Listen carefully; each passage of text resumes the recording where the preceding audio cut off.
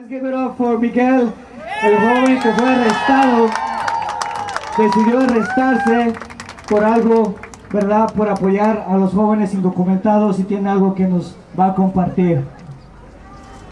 Buenas tardes. Good afternoon. When I was really young, I found an ID on my parents' kitchen table. The man pictured in the ID was my father, but the stated name was not his. I remember being confused, a bit scared. Why was my father's name not in his ID? I knew that my parents were Mexican, but so was I, right? My name was on my ID.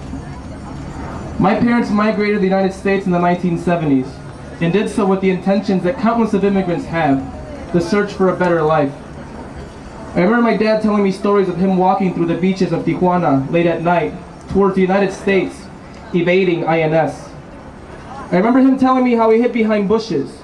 He was 16 and he was scared. 720 miles west of Tijuana in Chihuahua, my mother was crossing into Texas. She was 14. During dinner discussions of raids, checkpoints, and micas chuecas, I eventually learned the truth behind the ID. The man pictured was indeed my father, but the name was his father's. See, my grandfather had worked for the United States during the Bracero program, one that sought Mexican labor during a time when the U.S. lacked it. My grandmother would later recount how as a little boy, my father would cry when his father would depart for the United States. From that point on, my father would wait anxiously on the steps of their modest homes in hopes of seeing his father approaching off in the distance. Needless to say, most days were spent waiting in vain, as my grandfather would leave for months at a time, working the Pisca in the Southwest. When my father embarked on his trip to Chicago, he used his father's Bracero social security number to work. I had stumbled upon his mica chueca. Unlike his father before him, my father didn't leave for a few months at a time.